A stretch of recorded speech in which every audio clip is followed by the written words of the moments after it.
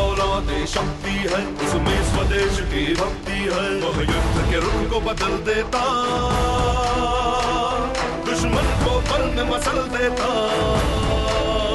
महायोद्धा, महायोद्धा, महायोद्धा, महायोद्धा, महायोद्धा, महायोद्धा, महायोद्धा, महायोद्धा। निर्भीक साहसी वफादार वो सूरवीर सबका है यार, उत्साही सूरमा परमवीर रक्षक सबका रणधीर वीर। हिम्मत वाला साहस वाला योद्धा सबका है रखवाला।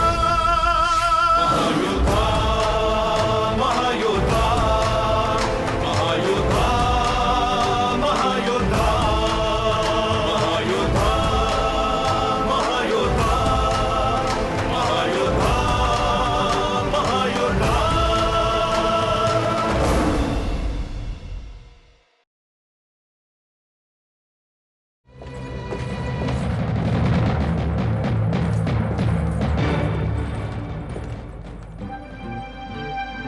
मंगला, अब नगर प्रमुख विराट राजमहल जाना चाहते हैं। तो फिर देर किस बात की है नगर प्रमुख? दासी आपकी सेवा में हाजिर है।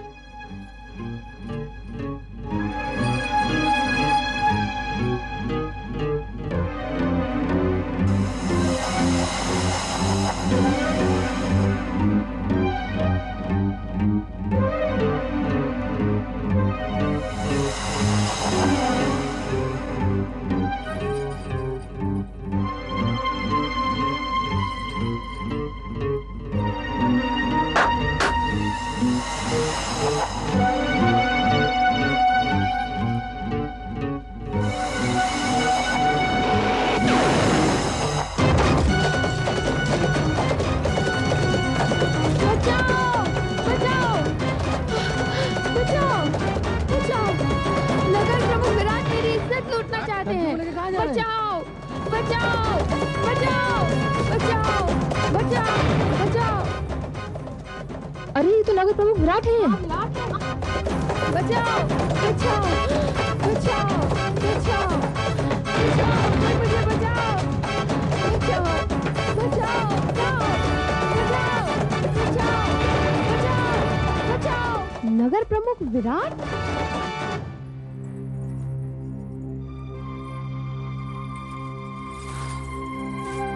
आज पूरे 2 दिन हो गए। महाराज हमारे भाई काल भैरव के साथ शिकार पर गए हैं। पता नहीं क्यों हमारा जी घबरा रहा है। अब बेकार में ही चिंता कर रही हैं महारानी जी। महामंत्री भी तो महाराज के साथ गए हैं, शाम तक लौट आएंगे। महारानी जी, महारानी जी, महारानी जी, महारानी जी, महारानी जी, महारानी जी। क्या बात है तारा? आज मेरी आंखों ने वो देखा है जिसकी आप कभी कल्पना भी नहीं कर सकती। तुम्हारी आंखों ने ऐसा क्या देखा है? महारानी जी, नगर प्रमुख विराट एक अबला को उठाकर ले जा रहा था। उस अबला की पुकार अब तक मेरे कानों में गूंज रही है। तारा, विराट के विषय में तुम जो कुछ कह रही हो वो सच नहीं हो सकता। काश वो सच ना होता। तारा, विराट से जाकर कहो कि हमने उसे अभी याद किया है। जी।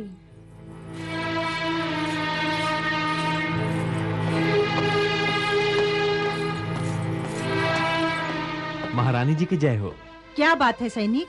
गजब हो गया महारानी जी, नगर प्रमुख विराट ने राज्य के किसानों को लूट लिया।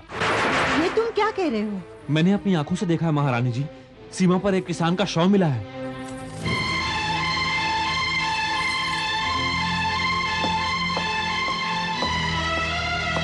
मुझे उप सेनापति दुर्जन ने आपके पास भेजा है महारानी जी।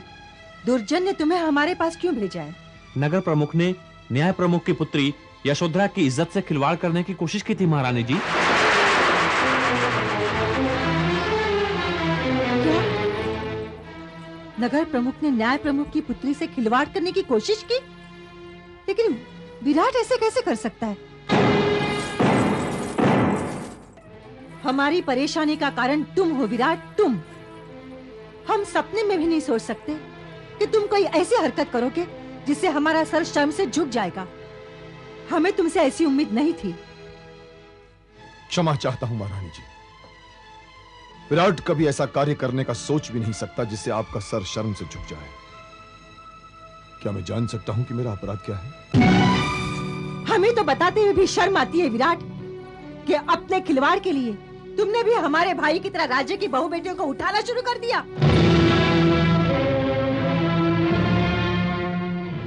महारानी जी, राज्य की बहू बेटियों से खिलवाड़ करना विराट का पेशा नहीं। विराट ने स्त्रियों का सम्मान करना सिखाया, अपमान करना नहीं। आप विराट पर इतनी बड़ी तोहमत लगा रही हैं। पराई स्त्री को जबरन अपने साथ ले जाने का अर्थ सम्मान नहीं है विराट, अपमान है, अपमान। लगता है महारानी जी आपको बहुत बड़ा कोई धोखा हुआ है। यही तो अफसोस है विराट कि हमें धोखा नहीं हुआ है, क्योंकि हमारे राज्य के सैनिकों ने तुम्हें देखा है। हमारी दासी तारा ने तुम्हें अबला को ले जाते हुए देखा है। सैनिक झूठ बोल सकते हैं पर तारा नहीं। तारा हमसे झूठ नहीं बोल सकती। कसम है काली मां की महारानी जी, विराट ने भी झूठ बोलना नहीं सीखा। आप मुझे ये बताइए, तारा ने मुझे उस अबला के साथ कब देखा? ये आज दूसरे पहर की ही बात है विराट। अगर ये बात दूसरे पहर की है महारानी जी, तो ये बात अपने आप में ही गलत साबित हो जाती है, क्योंकि दूसरे पहर में अपने ही कक्ष में राज पंडित जी के साथ विचार विमर्श कर रहा था। मैं तो अपने कक्ष से निकला ही नहीं महारानी जी आज। अगर तुम राज पंडित जी के साथ थे तो वो कौन था जिसे हमारे सैनिकों ने देखा? वो कौन था जिसे तारा दासी ने देखा? यही बात तो मैं भी सोच रहा हूं महारानी जी, कि विराट के रहते हुए ये कौन दूसरा विराट पैदा हो गया।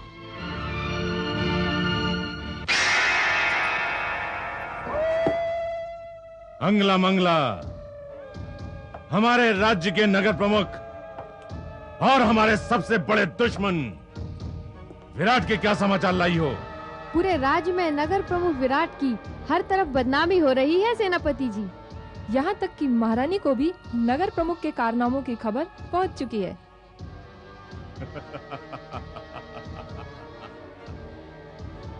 नगर प्रमुख विराट का समाचार सुनकर आज हम बहुत प्रसन्न हुए।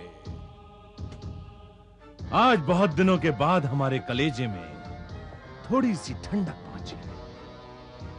अंगला मंगला, राज्य में विराट का वो हाल कर दो कि कोई भी उसकी बात पर यकीन न करे, सबको उसके विरुद्ध कर दो। नगर प्रमुख विराट को तो हम खून के आंसू रुला ही देंगे सेनापति जी। किंतु आपके लिए उप सेनापति दुर्जन की मोहब्बत का एक समाचार और है हमारे पास। क्या समाचार है? उप सेनापति दुर्जन न्याय प्रमुख की विधवा पुत्री यशोधरा के प्रेम जाल में गिरफ्तार है और दोनों एक दूसरे के लिए काफी बेकरार हैं। हमारे लिए ये मोहब्बत का नहीं, नफरत का समाचार है। दुर्जन हमारे दुश्मन सतप्रिय की बेटी के साथ प्रेम लीला रचा रहा है। लगता है मोहब्बत के फूलों को आग में जलाने का वक्त आ गया है।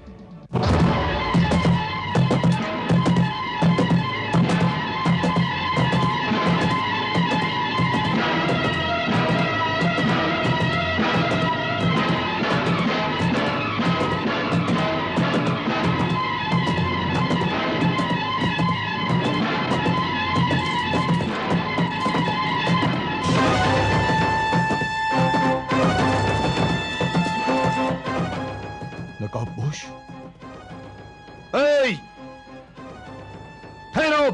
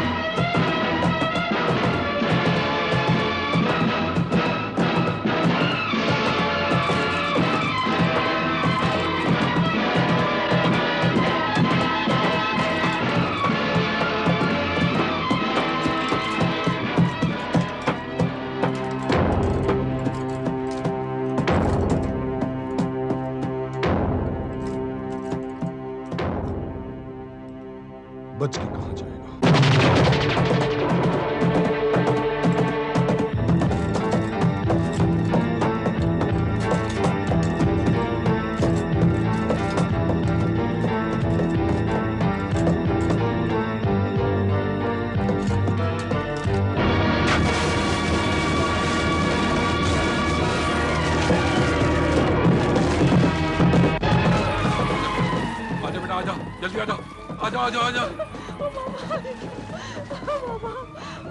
रामू, श्यामू, सूरज, धनिया, जल्दी आओ, जल्दी आओ,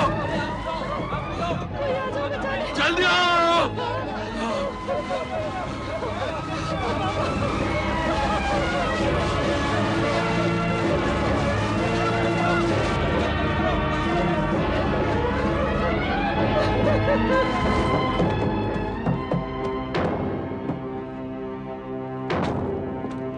क्या हुआ न्याय प्रमुख? ये आग कैसे लगी? किसने लगाई ये आग? यही है वो आदमी बाबा, यही है वो दुष्ट जिसने हमारे घर में आग लगाई है। इसने जंगल में भी मेरी पवित्रता को नष्ट करने की कोशिश की थी बाबा। इसे पकड़ लो, इसके मासूम चेहरे पर मत जाओ बाबा। इसकी मासूमियत के पीछे एक बहुत भयानक रूप छुपा हुआ है। आप देख क्या रहे हो बाबा? इसे पकड़ लो। बेटा, ये तुम क्या कह रही हो? विराट की गिनती राज्य के उन प्रमुख नागरिकों में आती है जो इस राज्य की ही रक्षा के लिए, उसके सम्मान के लिए निरंतर लड़ रहे हैं। विराट हमारे घर में आग क्यों लगाएगा? लगता है आपकी बेटी यशोधरा के साथ किसी ने विराट के नाम पर दुर्व्यवहार किया है। इस राज्य में विराट के विरुद्ध षड्यंत्र चल रहा है न्याय प्रमुख। लेकिन मेरी आंखें धोखा नहीं खा सकती। मेरे साथ दुर्व्यवहार तुमने किया है, तुमने। आपकी बेटी का कोई कसूर नहीं न्याय प्रमुख, राज्य के हालात ही ऐसे हैं। कोई विराट के नाम पर लोगों को धोखा दे रहा है न्याय प्रमुख। न्याय प्रमुख, न्याय प्रमुख, मैंने उस नकाबपोश को आग लगाते हुए देखा है। वो इस तरफ गया है। सेवक ठीक कह रहा है न्याय प्रमुख। उस नकाबपोश को मैंने भी जंगल में देखा था। मैंने उसका पीछा किया, मगर वो अचानक गायब हो गया। लेकिन ये कैसे हो सकता है? मेरा यकीन करो यशोधरा, जिस विराट ने तुम्हारा अपमान किया था वो मैं नहीं था। जिस दिन विराट किसी विधवा का अपमान करेगा, उस दिन विराट किसी को अपना मुंह नहीं दिखा पाएगा। जिस दिन इस राज्य के किसी भी नागरिक ने किसी स्त्री का अपमान किया, तो उसके न्याय का फैसला सत्य प्रिय करेगा पुत्री। ये नकाबपोश कौन हो सकता है जिसे आग से खेलने का इतना शौक है? आग से खेलने का नहीं, मौत से खेलने का। क्योंकि मैं इस आग के खेल को मौत के खेल में बदल दूंगा न्याय प्रमुख, मौत के खेल में बदल दूंगा।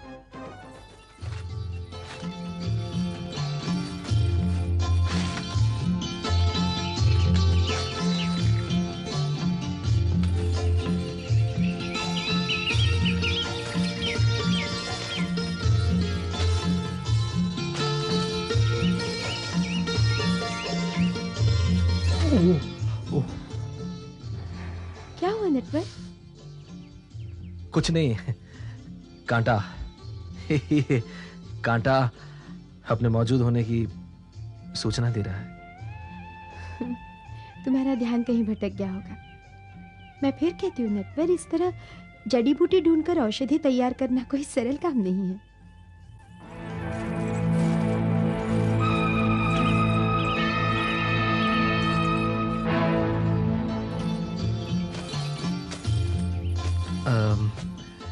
अगर तुम मेरी बात पर विश्वास करो तो मैं तुम्हें एक ऐसी औषधि का नाम बता सकता हूं जो तन मन के सारे कष्ट दूर कर देती है। अच्छा, भला बताओ तो ऐसी औषधि का क्या नाम है? उस औषधि का नाम है प्रेम। प्रेम तो स्वयं एक रोग है। ये आदमी को पागल बना देता है। प्रेम का रोगी ना तो कुछ देख पाता है ना सुन पाता है, समझे? इस ओर तो मेरा ध्यान ही नहीं गया। पिछले कई दिनों से मेरी आंखों के आगे धुंधला धुंधला सा छाने लगा है। अच्छा, इसीलिए कहती हूँ नटवर, सूरज की रोशनी रहते रहते राजमहल वापस लौट जाया करो। वैसे मेरे भी जाने का समय हो गया है, मैं चलती हूँ। अरे सुनो तो पल्लवी, पल्लवी, मैं तुम्हें घर तक छोड़ाऊं? नहीं, मैं चली जाऊंगी। अभी तक मेरी आंखों के आगे धुंधला धुंधला सा छाना शुरू नहीं हुआ है।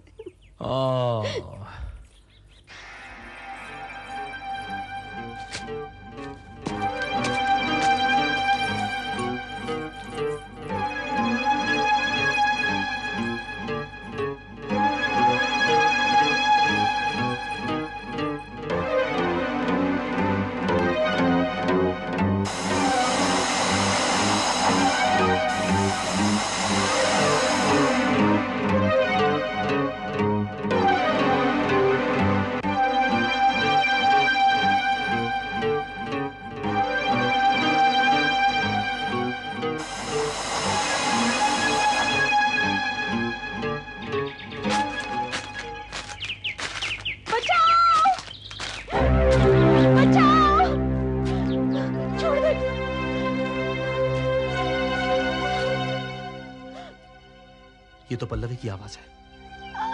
लगता है पल्लवी किसी संकट में। चल, चल।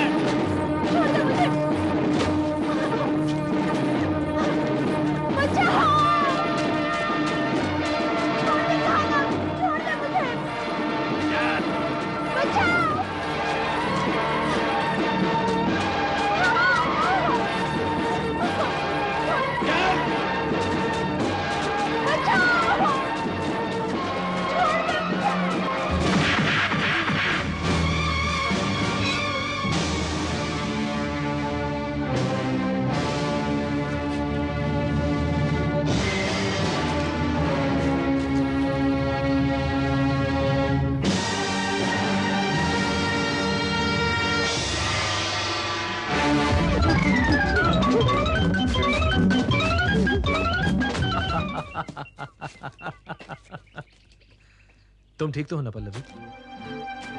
मैंने कहा था ना, तुम्हारा अकेले इन जंगली रास्ते से जाना ठीक नहीं है। काल भैरव के कारण महलों के कक्ष भी सुरक्षित नहीं रहे। फिर ये तो जंगल है। चलो, मैं तुम्हें घर छोड़ देता हूं।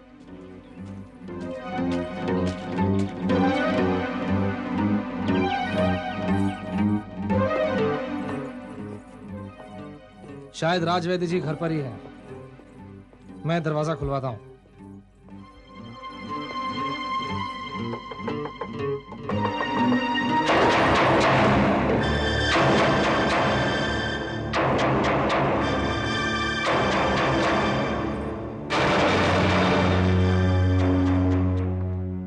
पल्लवी, तुम?